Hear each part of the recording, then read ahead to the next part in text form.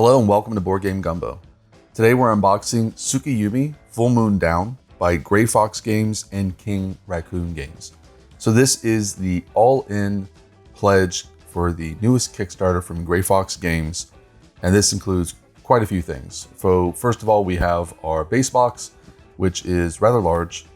We also have an expansion box after the Moonfall, as well as several character boxes and also a box of sort of Kickstarter extras. So I'm going to go through the base box first. So if you're interested in how the game plays, most of the overview is going to be during the base box, and then I'll sort of run through all the extra stuff if you just want to see everything that comes with this very massive game. Tsukuyumi is a game for up to 6 players. They do also now have a solo and co-op mode in the game. So it'll play 1 to 6 players. Time is probably the most fluid thing. How long the game takes. On the box it says 180 minutes. That's probably right for about a 5-round game, maybe even a 4-round game. But it can vary wildly. So let's go ahead and get into the base game. So Tsukuyumi was first published by King Raccoon Games in 2018, and it's primarily an area control game. Really one of the most sort of area control focused games that I think I've ever played. There's combat in it, and obviously there's different factions and special powers, but at the end of the day, everything's about controlling territory. And it was this game that had sort of a cult following. Like, the people who liked it really, really liked it, but not a lot of people knew about it. And so Gray Fox decided to pick up the game, add miniatures, and then do this really big Kickstarter. So that was in 2019, and it's just delivering now. Obviously, a lot of that has to do with the shipping issues recently, but I'm really excited for this one. So they got a little sheet here just telling you how to fix your minis if they're bent. And this is actually good information to know. I think a lot of people who buy miniature games don't know that you can do this. You can essentially fix bent miniatures without having to call customer support and ask for a new one and then wait for shipping. You can do it with just a glass of hot water. You can do it with a hair dryer, or if you got a heat gun, all of those will work. So here are the rules. And the rules in this game are, on one hand, simple, and on the other hand, very intricate. So it's simple in that essentially you're playing a certain number of rounds during the course of the game, and I think the long game is only 5 rounds. But during those 5 rounds, you're going to be taking multiple actions. Your initiative is going to be changing. You're going to have fights between both your players and the neutral faction, which are the Oni here. So there's a lot going on, and it is a very long game, but it's very much like a TI4 type game, but with a sort of a neutral faction in the middle of it. So I'm not going to go focus too much on this. Here's sort of how the board layout works. Everything's in hexes. You sort of have this big, large hex here, which is the moon itself, and then these smaller hexes, which is what you're essentially fighting over throughout the course of the game. You're going to play a certain number of rounds, and you're going to decide that based on essentially how much time you want to spend. And then whoever has the most victory points is going to win. Victory points coming almost exclusively from controlling territories. Here are, I believe, the 4 starting factions. Yes. So there's the 4 starting factions, which are in this box. The Nomads, the Warlords, the Dark Seed, which are insects, and the Cyber Samurai. They also give you a complexity on them. And we'll see that as going forward, the extra factions as well will also have that same complexity rating. So if you're a new player, I definitely suggest one of the green ones for your first game. I mean, you can play the red ones, the 3 complexity ones, which we'll see in the expansion, but people might see steam coming out of your ears if you play one of the complex ones straight off. Round to play is actually fairly simple in that you're going to have these cards, and these cards have different phases on them. So you can see this one has a blue, a green, and a red. You're going to go through 4 phases every round. The first phase is the white phase, which is sort of this generic phase that's on every card. This is essentially the front of the cards are the white phase, and the back of the cards are the 3 different phases. And all these, the backs of the cards are all different. So the blue phase on this card is going to be different from a blue phase on another card. And we'll see more of that when we get into it. But essentially, you're going to do a white phase, then you're going to do a blue phase, a green phase, and a red phase. But some cards don't have certain phases on it. You may get a card without a red phase. The phases on the card are different, but they kind of follow a theme, right? So the blue phase typically either alters your initiative or gives you some type of faction effect or allows you to manipulate event cards. The green phase is usually for putting out figures, whether it's your own figures or Oni, which there are 2 of those. And then the red phase is usually for movement and combat. We just have a combat sequence here. Every faction has a combat card. When you are the attacker, you are going to play one of your combat cards. So you have choices of which one to play. And then your opponent will not get a combat card. They will get to select a counterattack based off your combat card. So your most powerful combat card may give like a really strong counterattack. So there's a very interesting balance there. Also, units have 3 stats. They have health, they have damage, and then they have a conquest value. Conquest essentially being, their presence on the board, and you actually can't move into areas unless you have more conquest than a player there. The Oni is the neutral faction. All players essentially control the Oni. They place new Oni out on the board by playing particular cards, and then they can actually move the Oni around and attack other players. Here it explains how you get victory points, which again is the focus of the game. You can fight in the game, and you're probably going to fight in the game, but really at the end of the day, you're trying to conquer the most areas. So the moon, the center board, if you control the center spot on that board, at the end of the round, you'll gain a victory point. Each faction has a mission that will give them a point, and then they have a faction-specific goal, and they'll actually get multiple choices on which faction-specific goal they want to use at the beginning of the game. If somebody is playing as Fireborn, which is one of the expansions that we'll show you later, killing Fireborn can get you victory points. So they're often a favorite target of people. And then at the end of the game, you're going to score points for areas you control. Some areas actually give you 2 points instead of 1.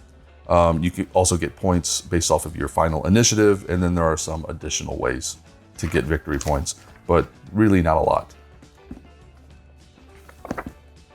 So it explains the end of the game. Again, you're playing a certain number of rounds. So a fast game is 3 rounds. It says it takes about 2 hours, where an epic game is 5 rounds and can take over 4 hours.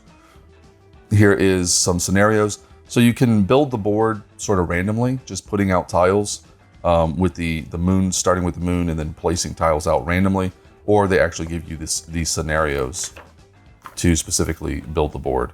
They got a new 2-player mode, which I'm not familiar with, and these types of games, I typically like higher player counts, so I don't know how much I'm going to be using the 2-player mode. And then it tells you all the new content, essentially from the Kickstarter. So all the figures and extra events and things like that. And then just some extra things here in the back, some things to remember. It tells you the different events that the factions have, just so you can sort of prepare for them. This is sort of like a strategy section of the book. And then gives you details on all the Oni that are in the game. And again, these are figures now. In the original game, the King Raccoon version of the game, these were all just cardboard standees. And then just a nice little cheat sheet on the back. Okay. Next, we have a codex. The codex is essentially just giving you story on the different factions and more information on factions in general. I'm just going to flip through this real quick. Otherwise, this is going to be a very long video. But you can see here, so here we have the nomads. It explains how the nomads work, all their different pieces. They have mines, they have weapons. Those are basically resources that they create and use during the game. It explains how all the different factions work. Again, this is kind of a strategy guide. Just telling you like this, if this is your faction, this is how they play. This is probably what you want to focus on. And then back here, we've got comics that explain the backstory of all the different factions and how they came to be. So there's the Cyber Samurai, here's the Nomads, backstory, here's the Boar Lords, and the Dark Seed, and so on. and another overview. Okay, so more things, bags here. Let's go ahead and get into these cards. So these are reference cards, and I love the fact that they included these. They didn't have to, but I think it really, really helps because this is essentially a war game. I mean, yes, it is an area control game and fighting isn't exactly your end goal, but you're gonna be doing a lot of fighting.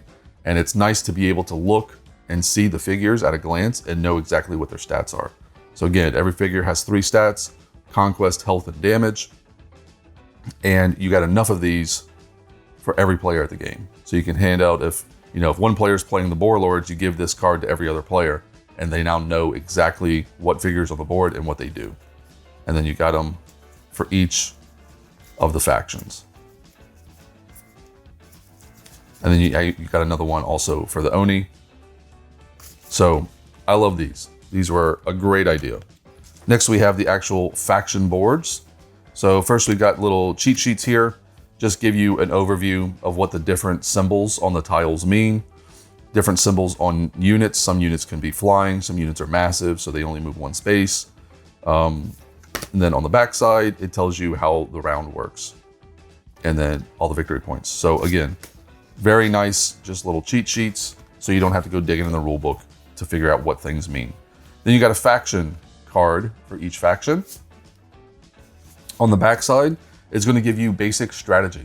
So if this is the faction you're playing with, it's going to tell you, 1, your faction effect. Each faction is drastically different in this game. It's one of the best aspects of the game. They really play differently. Every faction has a different special effect. They potentially have different ways of putting figures on the board. Some factions have a lot of small figures, like the Darkseed, the insects. They have a lot of small figures, and they just throw them around and sort of swarm people. Where other factions, like the Fireborn, they have few units, but their units level up. So they don't spend their green phase adding new units to the board. They use their green phase to upgrade their units. And then they tell you about your units. So the Cyber Samurai use uplinks, and they tell you specifically about their fighting units. And then on the front, you have their faction effect, and then you have their basic defense. So every faction has a basic defense action, which potentially gives them extra health. Here is their goal. Again, so each faction has a specific goal that they will start with, and then they'll also have a mission that they will select from several different cards. And it tells you this one wants to control an area of each type: mountain, range, fertile ground, a Tsukuyumi area, and a regular area. And if they do that, they're going to put a token here saying they completed that objective. And then your units, and it tells you how much it costs. So all 4 of these units take 1 production to put out. These 2 units take 2 production to put out. And then it also gives you their stats as well on the bottom here. The Darkseed, again, have a bunch of units, a lot of small units, and then larger units. But again, they have their own faction effect, their own defense, their own goal that's completely unique to them. They also have special effects that are unique to them, like eggs. When a Darkseed unit dies, they can actually put out eggs, and then they can spawn from those eggs. So one of the rules in the game is that you have to put units out in areas that you control. The Darkseed get to break that rule because they can spawn from eggs. Also, each faction has a starting initiative, and that just depends on who's playing. If you're not playing with, so Cyber Samurai are initiative 1. If you're playing with these 3 factions, right, who are initiative 13, 8, and 2, then the Darkseed would start first. So that's the Darkseed here. The Warlords. The Warlords can do terraforming, so they can basically change the rules of the hexes that they're in. They can make areas impassable, or they can actually build tunnels, which allow them to move more freely around the board, but their opponents can't use it. So again, it tells you about all the different aspects of this faction, all their special rules, and so on. And then the Nomads themselves have their weapons. They actually have to build their weapons. You notice that all their units only cost 1 though. So they are much easier to put out on the board, but then they get these weapons that they can also spend. And again, all the rules for all their special actions. are on the back of their faction card. So that's the 4 starting factions, and we'll see plenty more as we go on. So a couple decks of cards here. These look like the action cards themselves. So again, they have cards specifically for 2-player. Let's go ahead and take those out because I'm not very familiar with the 2-player rules. So you're going to start with a hand of 6 cards, and then you're going to play a certain number of rounds, up to 5. So you're never going to spend all the action cards that you have available to you, but you're going to know not only what your choices are, but also what your opponent's choices are. So do you draft a card that's good for you, or do you draft a card because you really don't want your opponent to have it? So here are action cards.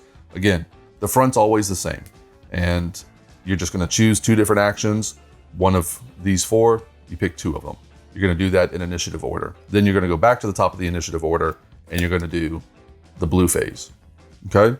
So blue phase, again, typically will resolve around moving initiative or doing events. This one actually has a movement action in the blue phase, and you'll do that in initiative order, and that may actually change the initiative order. So then when you get to the green phase, you may do that in a different initiative order than you did the blue phase. But then you do the green phase, where you'll typically produce units, and then you'll move on to the red phase, where you'll do movement and combat. Assuming that you have drafted a card that lets you do those things. But again, you can see just more of how this works. And then let me see if I can find one. So for instance, this one only has one thing that you're doing during the blue phase. They have some cards, or for instance, this one, during the blue phase, you're actually going to do a combat action. But this card here, you're only activating during the red phase, but you get to do up to 5 combat actions during the red phase. So there's a lot of variability in these action cards, and these action cards are really kind of the focal point of the game, both because it's the actions that you're doing, but also because you know what actions you're handing to your opponent. We got some additional cards here. This card just explains how the Oni works. And then you have a basic defense card, which is an event card. Another deck of cards here. So we have the rest of the event deck. So this was an event card here. And then we have the faction specific cards. So the event cards, there'll be a deck of them. And during your turn, depending on what action card you play, during the white phase, you always have the option to draw an event card and play one. And then if you have a blue action, which this one does not, you may potentially have more event cards that you can activate. Event cards do different things. They can rotate hexes. This one will put a Tsukuyumi marker on a property. The tiles themselves may have different icons on them, which will denote certain things. Some of the hexes can be radioactive and they destroy units at the end of the round. The Tsukuyumi marker typically means that that tile can be adjusted with event cards. Typically, you can't use an event card if somebody's on that tile, but if there's a Tsukuyumi marker on it, now you can. And that's really important because there are cards that say if there's a Tsukuyumi tile, if there's a Tsukuyumi marker on this tile, you get to destroy a unit off of it or something like that. So this one, again, you can mark an area with a radioactive marker. Okay, and then we get to our cards for our different factions. So here are all the Dark Seed cards. These are their mission cards. So one of their missions is to control 7 areas, but they have different ones over here as well.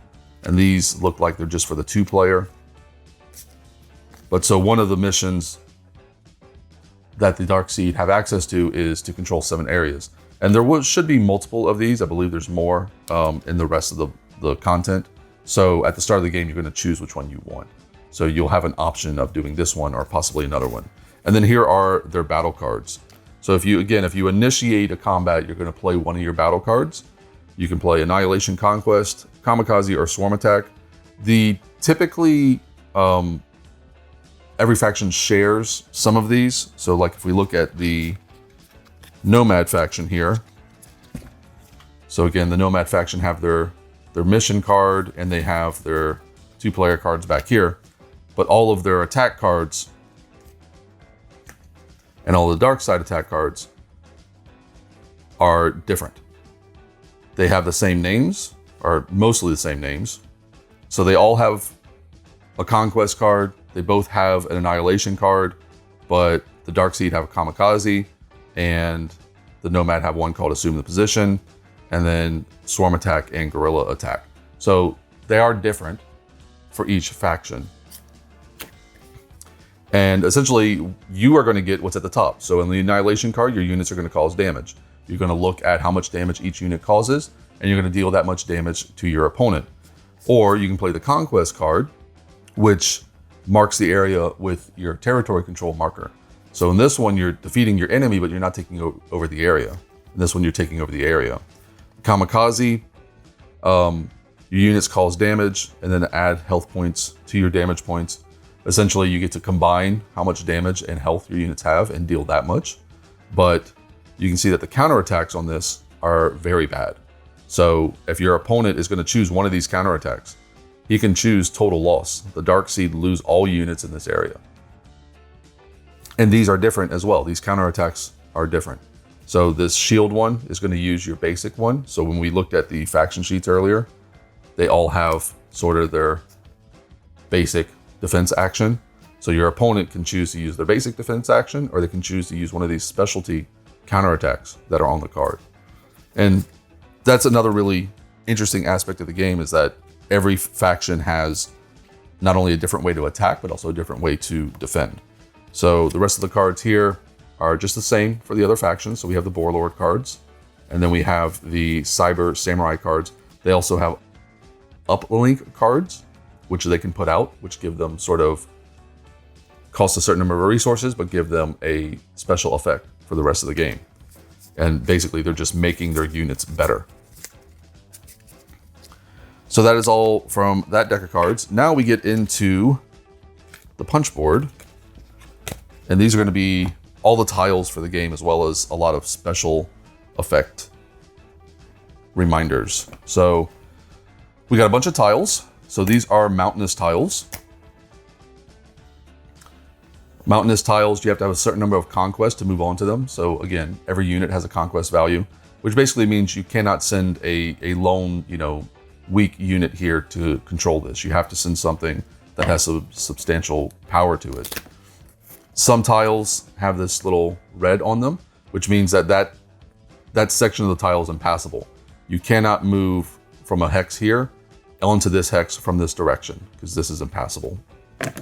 This is just the home tile for the Cyber Samurai. So at the beginning of the game, you're going to put out the board itself, and then in player order, each person is going to put out their home tile around the board on basically the outer rim of the board.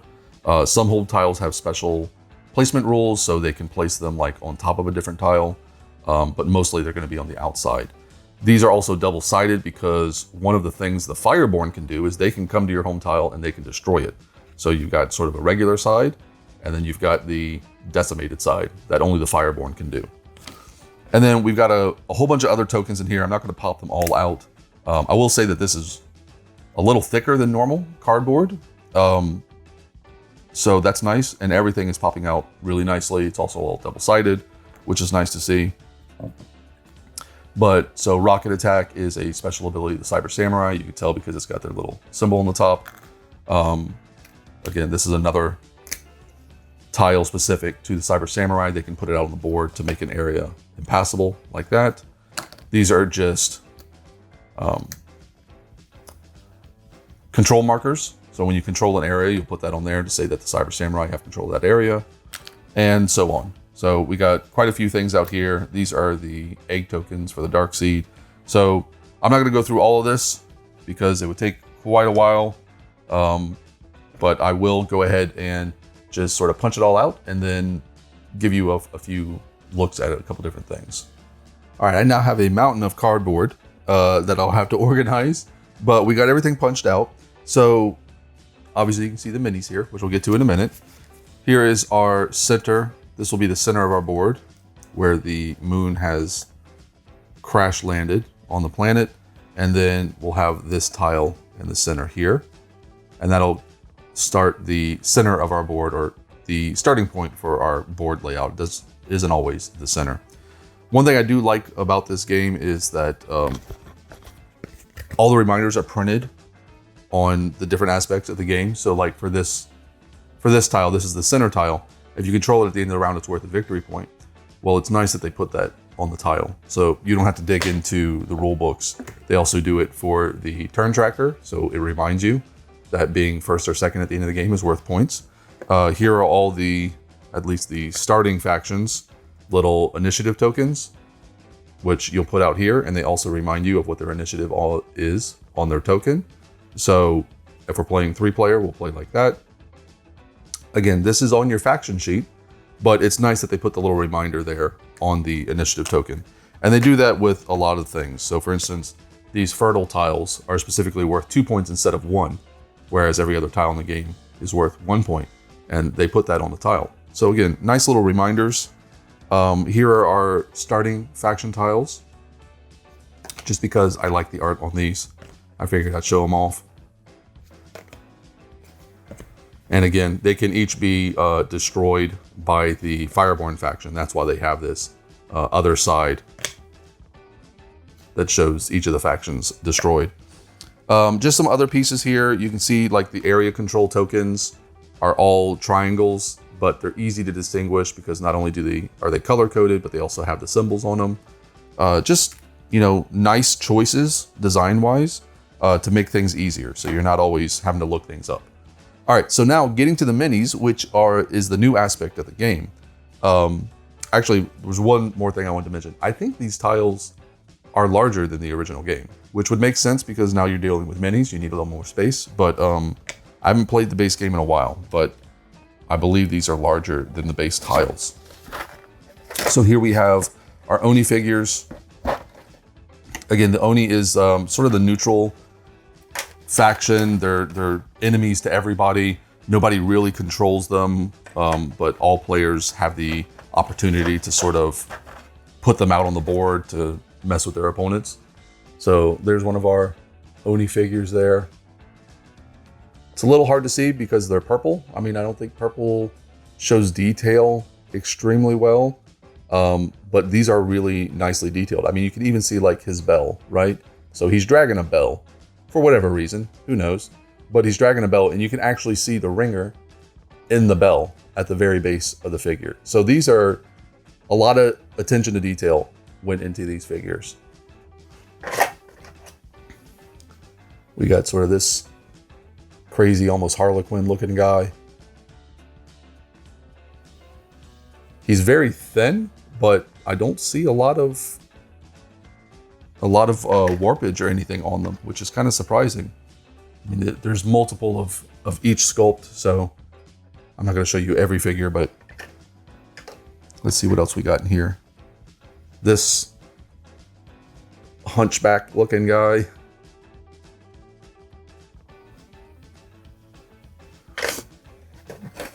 And there should be there's some like boss Oni, which may be part of the expansion. I don't know if it's in the base game. But there should be more of those. And then we get into the factions themselves.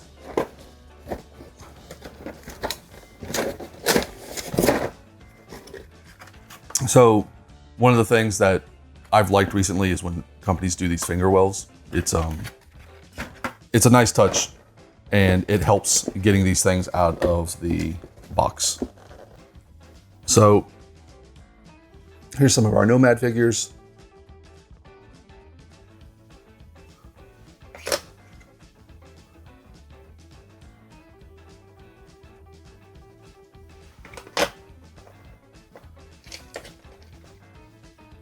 So one of the things they did do is, in addition to the cards, which we saw at the very beginning, which sort of tell you the different stats of the figures, they also separated the figures by base shape. So for instance, if we go in here, right? So here we have a wasp, he's got a conquest value of 5, right? He also has a health of 5 and an attack of 5. He's got +1 movement, but the conquest value is really important in this game. So because he's got a conquest value of 5, he's got this triangle-shaped base. And they did this with all the figures. So the worker here, as you can see, is a larger figure. It's about twice the size of the wasp, but he's on the same shape base because he's got a low conquest value. Whereas if you get into the nomads here, the dog here has the same shape base, has a triangle base, because he's got a conquest of 5. But then when you get into, what is this? This is the private. The private's got a conquest value of 10. So now he's got a circular base. So they're really smart that way, to make it a little bit easier to see what everybody's conquest value is. So essentially it looks like 5 is triangular and 15 and 10 is circular. And then let's see if they, well, it looks like they didn't do that for the Oni. So it looks like they only did it for the really small ones. So anything that has a conquest value of 5, well then again, the shield drone has a circular one. So I'm not exactly certain what they were thinking, especially with the shield drone, but it looks like everything else that has a conquest value of 5 has a triangular base. Let's see what else we got here. We got some scorpions for the Dark Sea.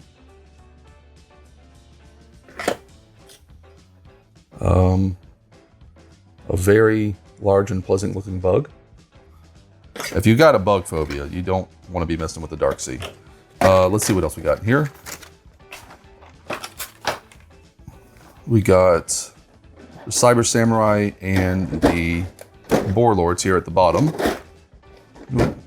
This one's a little more difficult to get out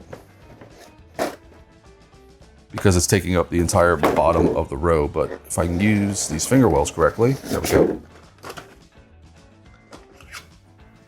All right, so there's our big Shogun warriors from the Cyber Samurai. Again, I'm surprised. I guess I'm not surprised, but it's nice that I'm not really seeing a ton of warpage in these at all, especially with these thin blades. These really came out very well. We got the little cleaver guys for the Boar Lords. Of course, they're all color-coded for their faction. If you are a painter, you know, you're going to cover a lot of that up, but if you're not painting, it's easy to be able to see whose faction is what, just based off of the color of the plastic.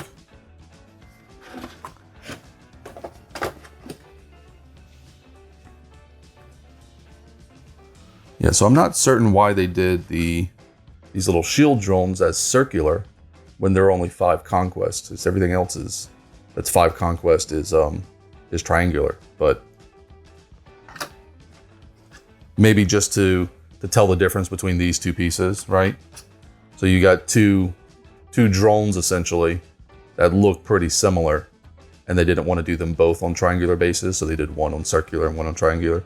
That would make more sense.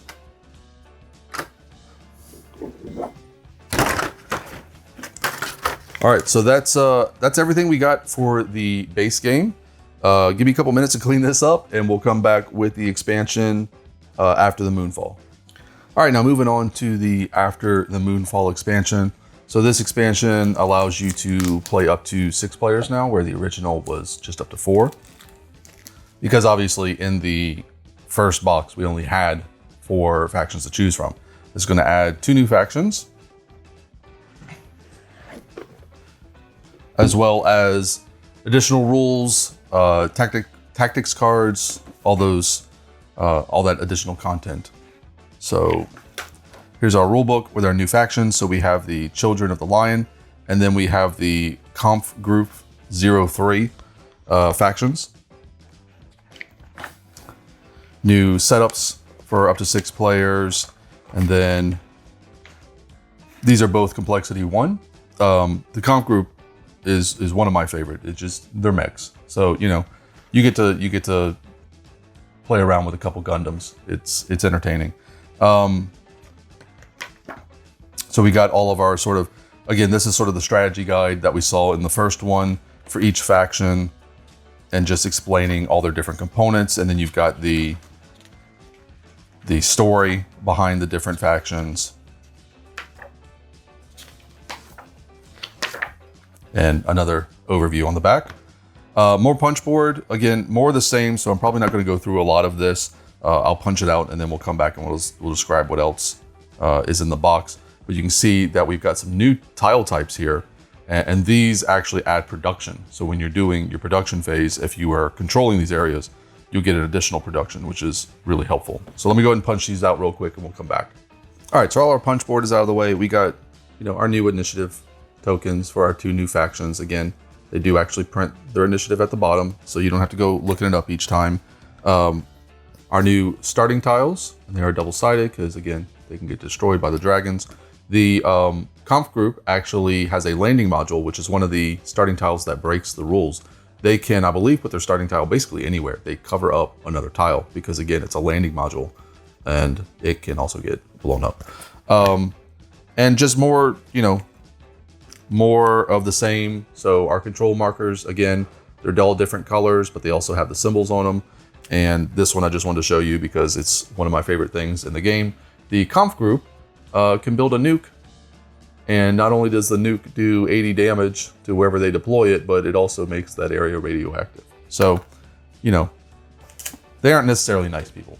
Okay, so the rest of our content here in this box, we got our faction sheets for our new factions. Again, Children of the Lion, they have their own faction effect, their own defense. It explains how all their units work. They actually have several different beasts that they can put out. And they have a Dominator, which is essentially always on the board. He can replace an escort. So even if he dies, he will replace an escort that you have on the board. He also counts as a Beastmaster because Beastmasters can control the beasts. Their goal is at the end of any phase, hold at least 4 areas on the moon. And then on the back, just an explanation of how all their different units work. All their beasts have special abilities. So again, all that's explained on the back of your faction card. Just an easy place to find all the information you need. The conf group only has 5 units. They are all mechs. They all cost 1 to put out. But then you upgrade them, essentially. So you can put this guy out for 1, and then you can upgrade him for another 1. Put this guy out for 2, and then upgrade him for 2. They can also build some rockets over here, as well as the nuke. And they want to destroy at least 6 Oni in 1 round. And then the backside explains all their special effects, their faction effect, and so on. Their missile, their nuke is called Ragnarok, kind of appropriate. And then we have, again, more of those overview cards, but now including the new hexes. So we have the Riverland hexes, gain you additional production. And then the devastated lands, that's what happens when the Fireborn attack your areas. But again, just an easy reference to all the different icons on the board, and then an easy reference of the round structure. Extra bags. So we've got some extra Oni units here. These are not different sculpts than the first one, so I'm not going to go through them. And I don't know why they don't have a lid, but they don't have a lid. And then we have all of our new content. And this is nice that in the first one, they didn't have any sort of storage for the tiles or anything like that. You kind of just had to throw them on top where you could find space. But it's nice that this one has a little spot to put all these tiles. Maybe, if I can figure it out. Let's see. There we go. And it can hold a few more than that, but that's about it. So maybe the two starting tiles. I wish there was more of this. I wish there was something, maybe it's in the other boxes, that's possible, where you can hold like all the tiles. But so far we just got those 2. But we do have a spot here for cards and everything. And again, it would have been nice to see that in the first box, but obviously there was a lot in that first box. So they didn't really have a choice without making that box twice as big, and it's already pretty massive. Let's see if I can get these open. So again, just reminders for all the units. Very helpful to have these. You can just look at them at a glance. Again, the conf group does level up, so it gives you their stats, both their base stats and their level up stats. and then more reminders for the Oni. And then looks like we've got some extra event cards, at least maybe some extra action cards, but we do also have the mission cards. So have 3 units on the moon for the Children of the Lion, and then their attack cards. Again, attack cards are pretty much unique to each faction. Here are the 2-player cards. The Annihilation and the Conquest cards are pretty similar. They usually have one card that's almost entirely unique to them. So for instance, the Kampfgruppe here has a snipe card, and then their second card is sometimes similar, but also sometimes unique. And they have a Holy Conquest card as well. There's their, this is just basically a reminder of how their Ragnarok attack works. And then their 2-player cards. And then we've got a couple extra event cards. So there was a new mechanic in this one, Toxic. So now we have an event card to place Toxic tokens out. But some of these are just repeats. So Unstable is the one where you can affect the tile even if it has people on it. And this one adds that extra production to a tile. And then our figures. So the Kampfgruppe figures are just fun. I mean, big mechs. They show up in almost every game. This guy's got 2 shields. I don't know why he needs 2 shields, but he's got them. This is their flying unit. Let me see if I can get my camera to focus. Come on. Let's try it this way. There we go. Again, a lot of detail on these. I mean, just look at his arms, how much detail is on his arms.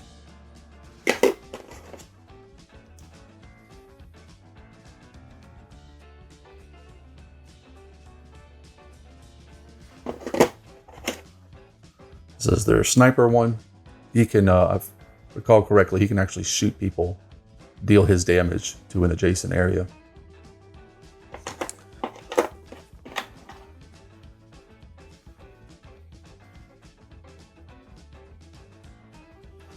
And then taking a look at some of the Children of the Lion, they got their beasts. So they got a big horned elephant here. Looks like something out of Lord of the Rings. And each of their beasts have kind of a special ability. And they need beast masters to be able to control them. Otherwise, they kind of go all over the place. I like this guy because he's got a couple friends traveling on his back. Just a nice attention to detail. This game always had like really good art, and it's nice to see that the modelers for the figures really took that art to task for the figures themselves.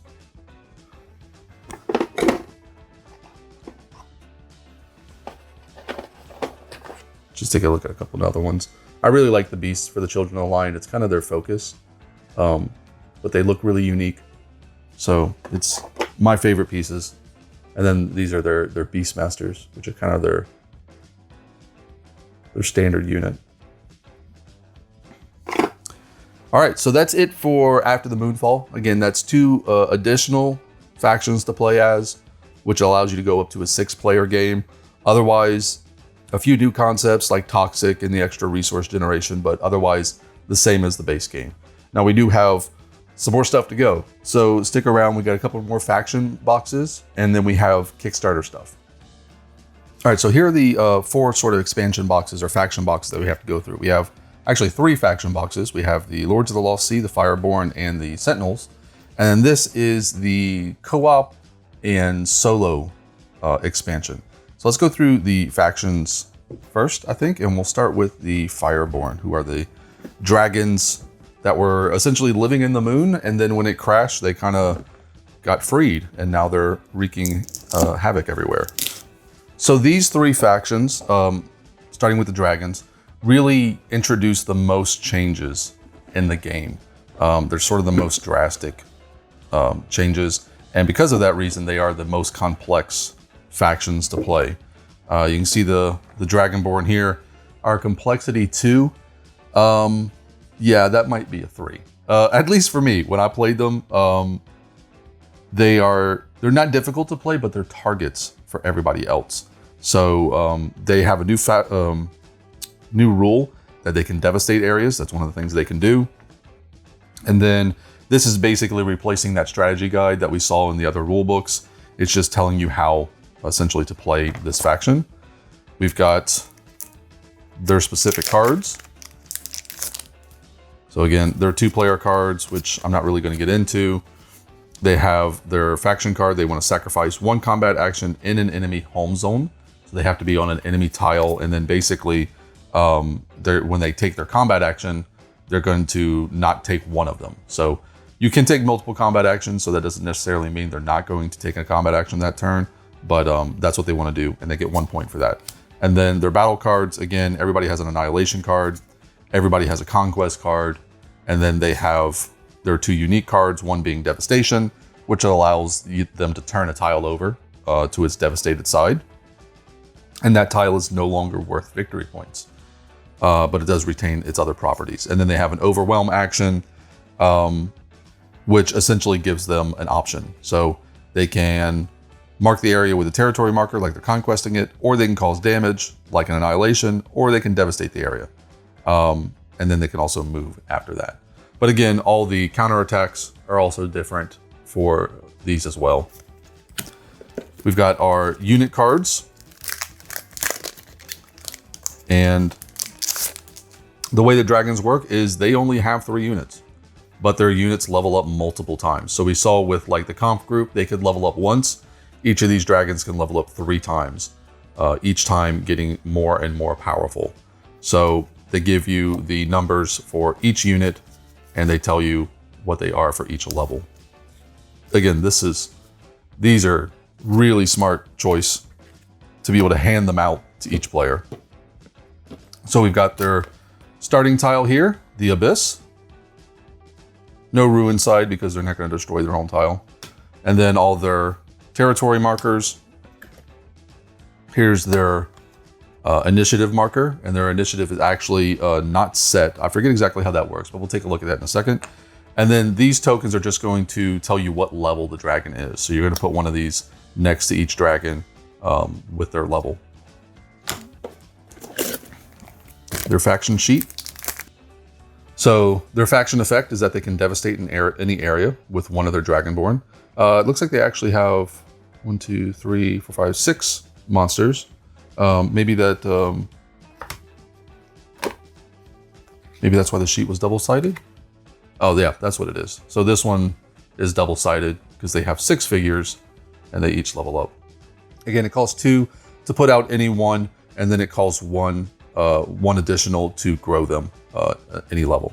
Their goal is at the end of any of your red phases, you have to own 3 units and 7 areas, which is actually kind of tough for them. Owning 3 units for the Fireborn is pretty difficult. And then on the back, all their special rules. Now, let's look at their initiative. You always start at battle position 3. So it doesn't matter what everybody else's initiative is, you are always in space 3, which is kind of interesting. It's unique to them. Also, destroying Fireborn. If anybody kills one of your dragons, they get a victory point. So that's why I say these may be a 3 instead of a 2 for me, just because people are going to target you if you are playing the Fireborn. They want those victory points.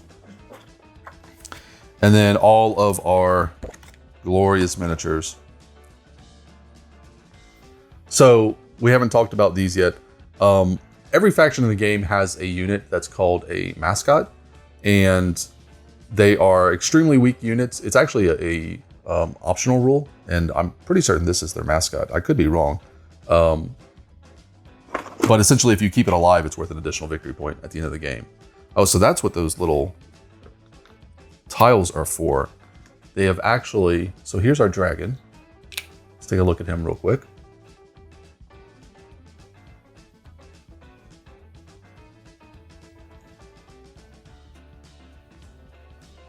So these little tiles, they've actually created a gap there so you can slide those in. So now you know what level he is when he's sitting on the board. That's clever. I like that a lot.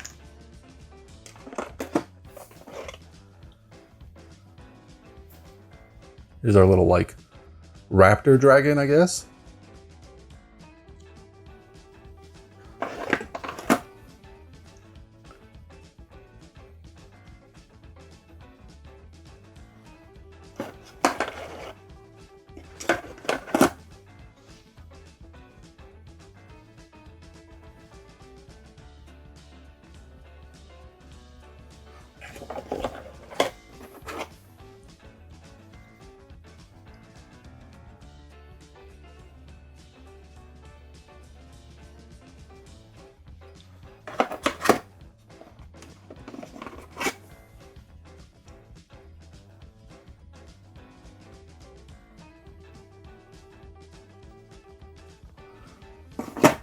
All right, and just checking, make sure they're not hiding nothing. Nope. That is our Fireborn expansion. I'll clear this away and we'll move on to my favorite faction. All right, so yes, the whales are my favorite faction in Tsukuyumi. These are the Lords of the Lost Sea, and they are exactly what it looks like. They are walking whales. So the basic storyline of Tsukuyumi is that the moon has crashed into the planet, and as well as unleashing the Oni, who were on the moon, it also created devastating effects on the Earth as well. So a lot of radioactivity and a lot of essentially mutating of creatures, which is where you get the Dark Sea, all the insects mutated, and where you also get the Lords of the Lost Sea, which is where all the whales mutated. Also a complexity 2, I would probably say is a 3. I wonder what they're saving the 3 for. It must be the Sentinels. They are one of the more difficult factions to play, definitely. Again, our little strategy reminder. Let's take a look at our cards. You got your 2-player cards. You've got your faction, which is hold 4 event cards, which is not difficult for the Lords of the Lost Sea.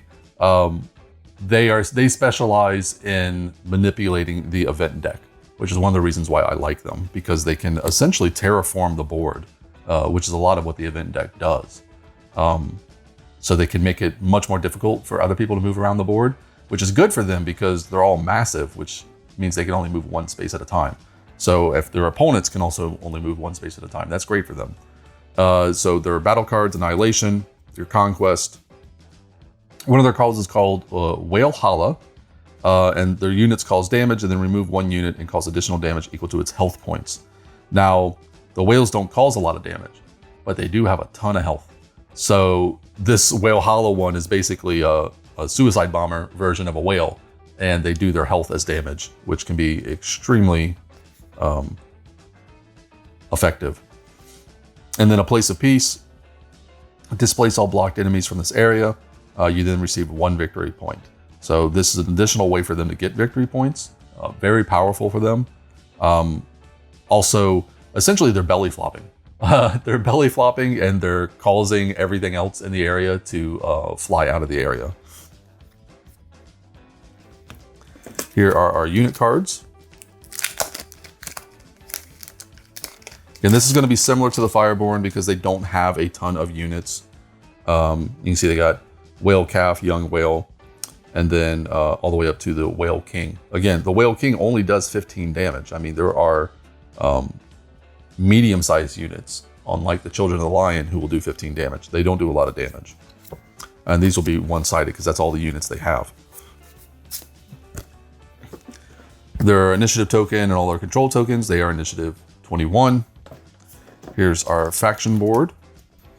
So their faction effect is Power of Nature or Cleanse, and it explains those on the back. Cleanse is removing all movable markers.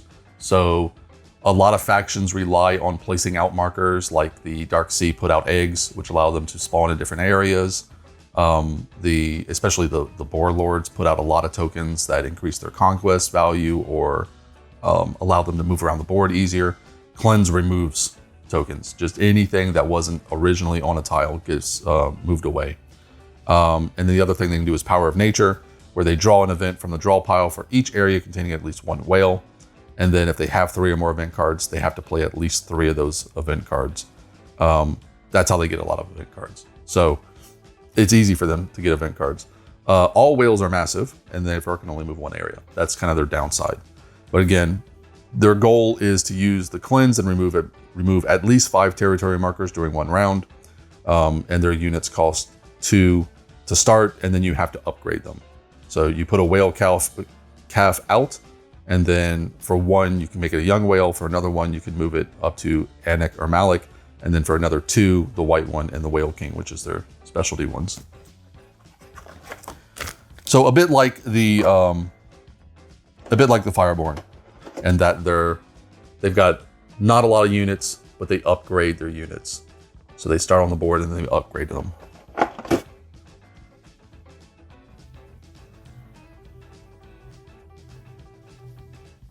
Again, a lot of details on these guys, including the damage.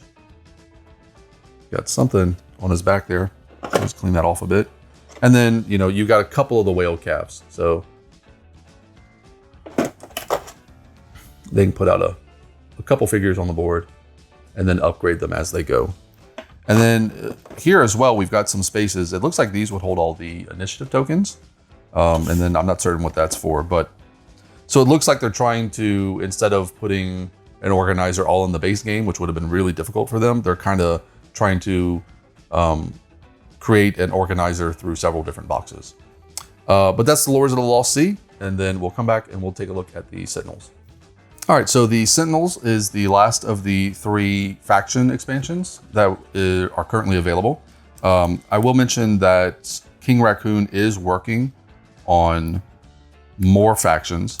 I believe because they were a small company that it was really taking them quite a lot of effort to get new factions in.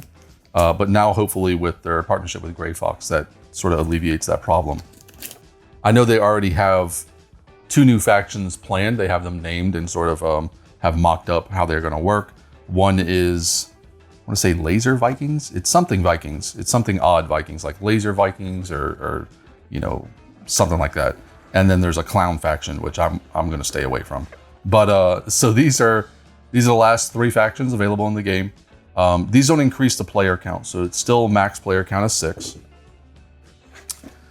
The Sentinels are also a 2. Which is odd to me, because the Sentinels change the way the game works almost fundamentally. And I'll explain that as we get into it. So, yeah, so here it says, this faction changes the way that other factions play the game. All players should be made aware that Sentinels do not conquer areas, but get victory points by destroying Oni. The Jade Sentinels win the game immediately when there are no more Oni on the board.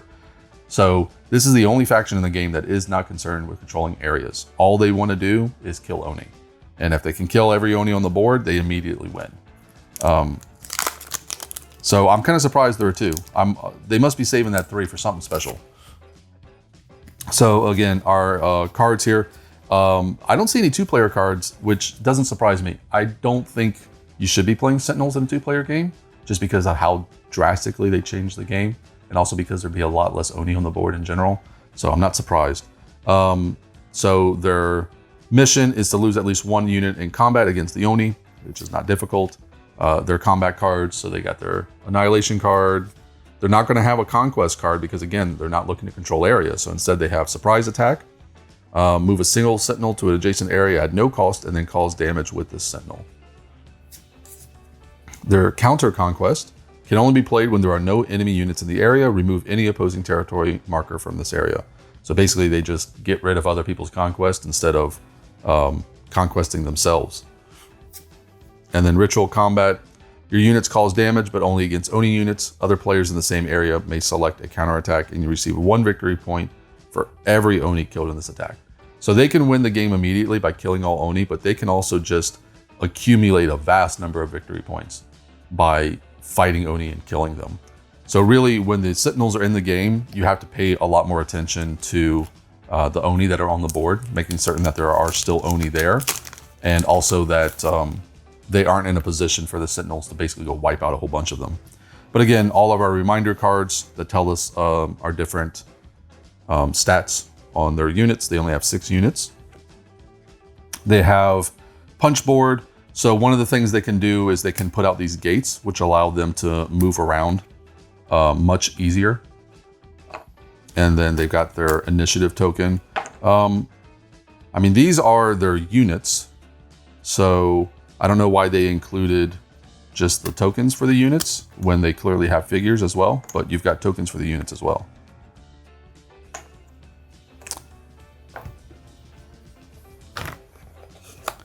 So here's their faction board. So their faction effect is move 2 of their portals, and then reactivate all cloaking markers. Oh, that's why they have the tokens, because all these units can cloak, and then they can't be attacked.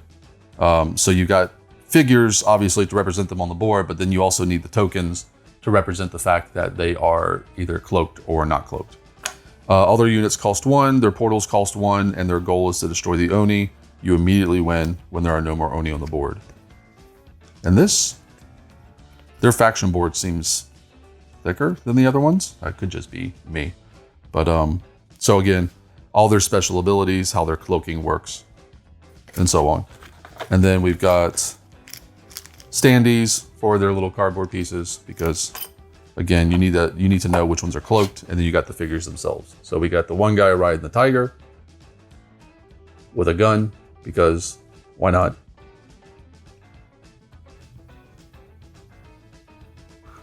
I think they have 2 of these Sentinels.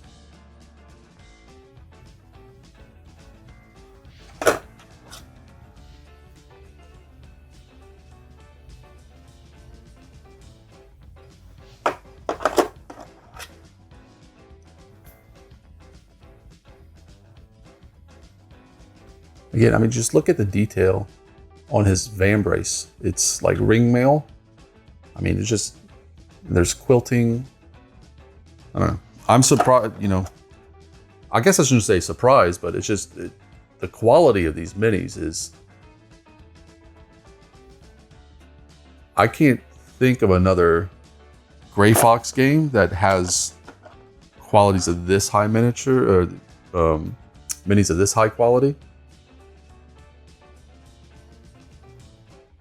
But if you can think of any, I'd be interested to know. Okay, so that is Sentinels. We got one more somewhat faction pack. It's for the co-op and solo mode, and then we got some Kickstarter stuff to look at. All right, now the Rise of the Moon Princess expansion. I believe this is what adds the co-op mode, as well as possibly also the solo mode, because it adds a boss Oni for you to fight.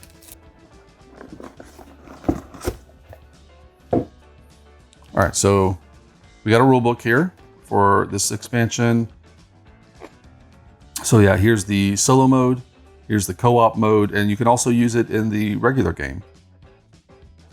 So this will just be an extra Oni figure, essentially, in the regular game. Explains how to do all the setup, how to do the cooperative mode here.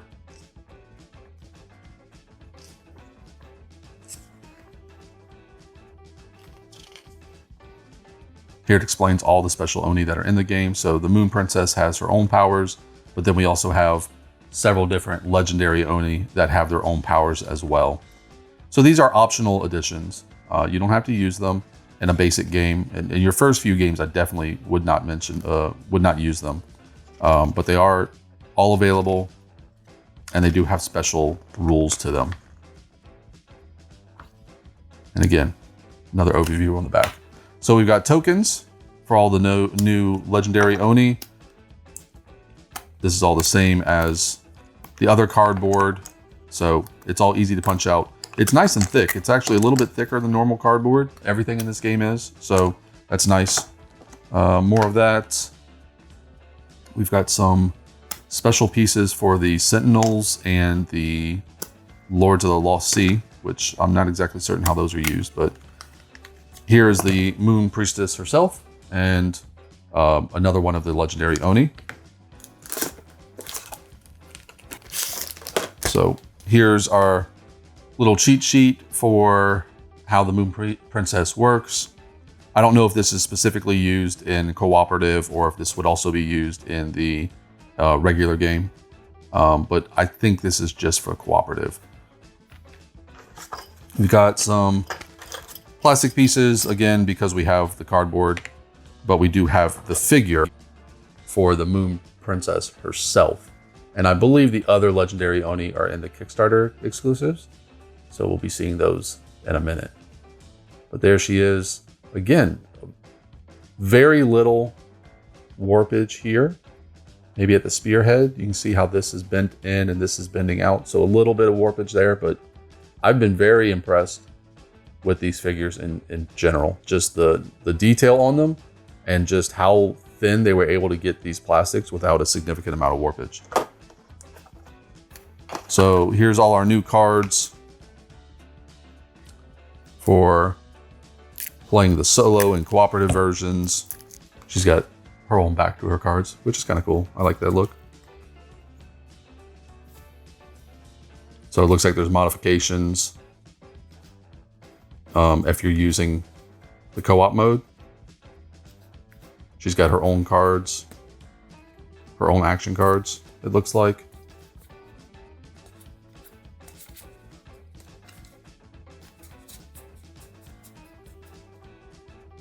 And then her own event cards as well. These are counterattacks. Okay.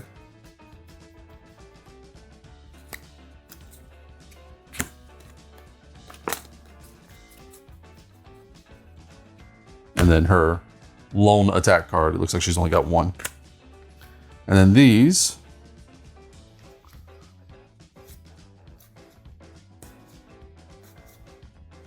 Wow. She's got some big attack cards.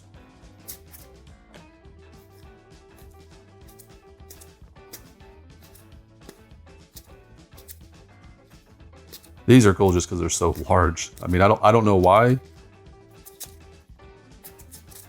they decided to make them this big and not the size of the other cards, but and then all the rules for the different legendary Oni. So these you will actually use if you play with these in the base game, just as a reminder. And they got the little card. You could probably also if you wanted to do it randomly, just include a couple randomly. You can use these cards for that as well. So that's it for our faction decks, including our Moon Princess deck. The last thing we have, we've got a couple things for the Kickstarter items. So here's sort of our Kickstarter extras pile. We have leadership cards, and we got a bag of some corrections, and then we got a box of goodies to look at. So we'll go ahead and go through the corrections real quick. So obviously there was a few printing errors, and thankfully they were able to catch them. Thankfully they were able to catch them early enough that they could include them in the base game. So they must have some misprinted tiles somewhere in the base game. We'll have to go replace those, and then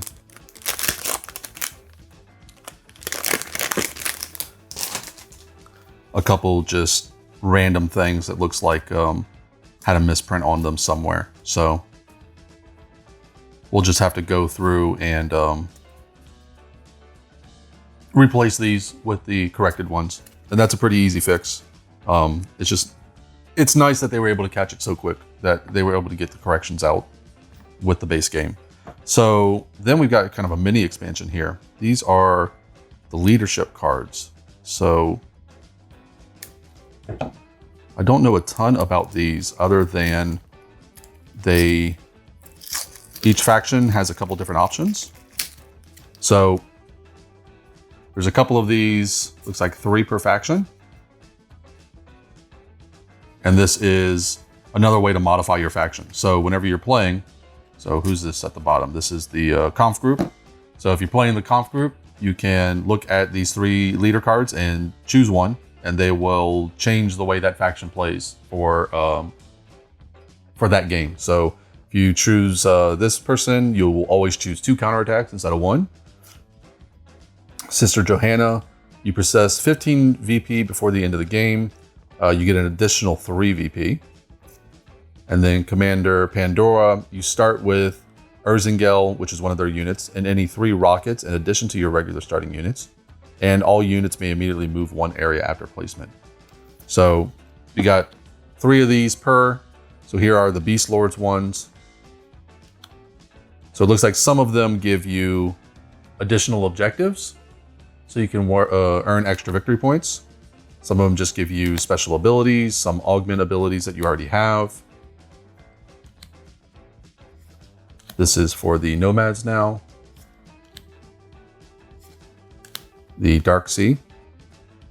This one's interesting. All units have the flying property permanently and gain +1 movement.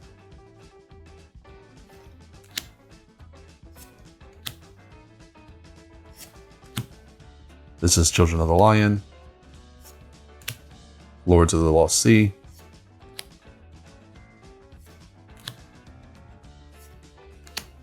the Fire Lords, or Fireborn, and the Sentinels.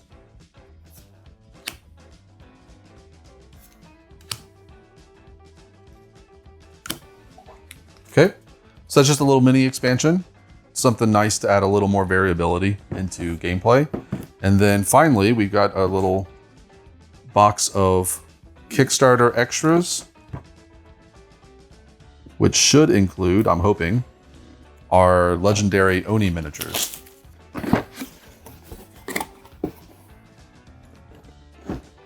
All right, so we've got a tile for a Defiler. I think this is one of the Onis, one of the legendary Onis. And then all of our legendary Oni figures up here. Little gargoyle looking guy.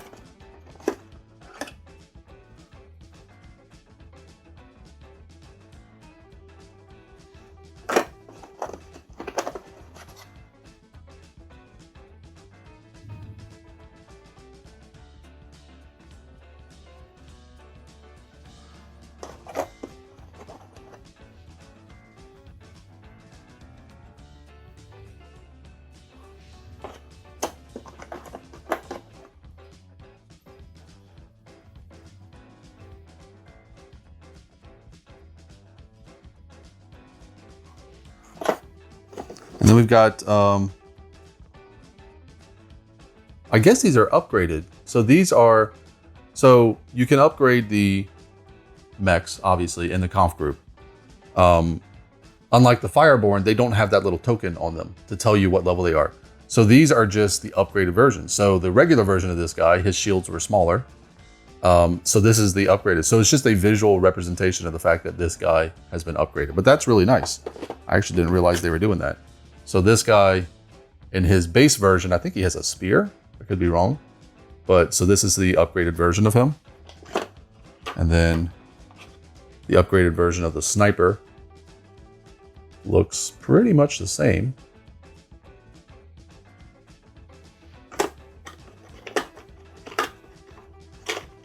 And then I guess this little probe gets upgraded as well. What else we got in here? We got some, oh, so here's the mascots. So I mentioned this earlier.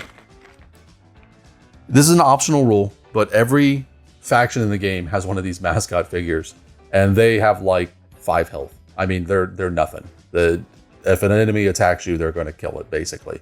But if you can keep it alive through the course of the game, it's worth an extra victory point to you at the end.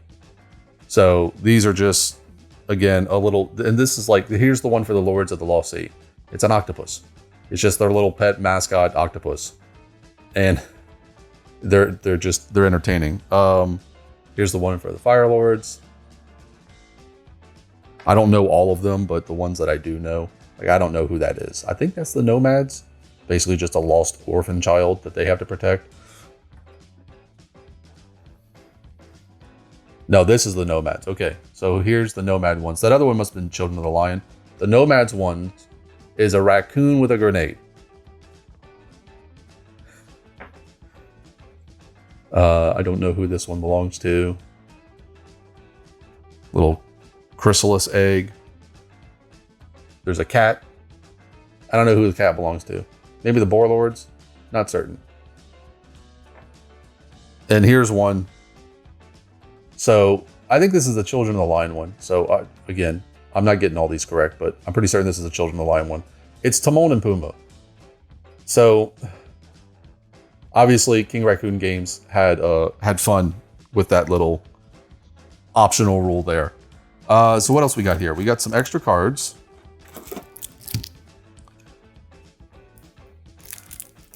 And we got a mystery white box inside of the mystery white box. So we'll save that for last. Build up the tension here. So I don't know what any of this stuff is. I don't know how it's used. So let's take a look. So we got some, these are event cards, it looks like. These are faction specific. It looks like event cards. And these are regular event cards. All right.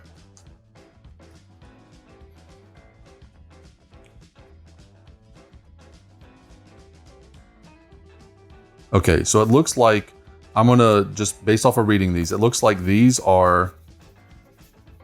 cards here are randomly dealt at the beginning of the game. And these are basically set up cards. So this one says, after all of the players have chosen their starting faction, you may choose a different faction. So you get one of these cards like at the very beginning of the game, just as everybody's sitting down, before anybody chooses factions, before you build the board, anything. And then they give you special effects. So this one is you can swap the location of your home zone and starting areas with one of your opponents. And if you can't do it or you choose not to do it, you gain a VP. So just a little mini expansion. You start the game with a VP, you immediately rise 2 places in the initiative. During the first round, you may execute all 4 actions of the white phase instead of 2. So just little starting advantage bonuses. And I guess that's why it says starting advantage on the top.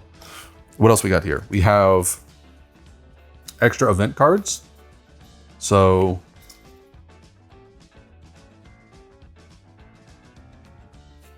these are like, yeah, it actually says epic event cards. I was about to say, these are like super powered event cards. And you can shuffle these in and they do crazy things. It looks like whoever does the event does something, but then every player immediately has to do something as well. Then we have our additional goal cards for our factions. So again, you start with one of these, but now you have choices. So you can choose to use the one on your board, or you can choose to use this one. So you have 2 choices for your main objective. And then you have event cards specific to your faction here. So I assume these would just get shuffled in if you're playing that faction. And if nobody's playing that faction, you wouldn't shuffle them in. But it looks like those are only for the starting 3 factions. But I'm assuming the rest are in here. So let's get through these. So yeah, more faction events. And again, you would only include these if somebody's playing that faction. And I wonder, I don't think I've played with these before. I've played the base game, the original King Raccoon version, and I'm not certain that these were in it. So not entirely certain how they work, but we've got more of them here. So these are just rules for the legendary Oni, if you decide to play with them. And then these are missions for the Oni. So additional Oni cards. Don't know how these work, but I like the art on them a lot. Okay. And then what's in our final little mystery box here? Feels like more figures, but I'm not certain what else we need. Oh, these are terrain pieces. So there's quite a few factions in the game that have terrain pieces. Like this is a tunnel. The Boar Lords can build tunnels. These are the eggs for the Dark Seed, the insects. We got some rifles. Don't know how clear you can see that. Got some rifles, and we've got some mines. Those are for the nomads. So this is just a bag of terrain pieces for all the different factions put together. So that's cool. Let's make sure there's nothing hidden in the bottom here. Nope. So that is everything we have.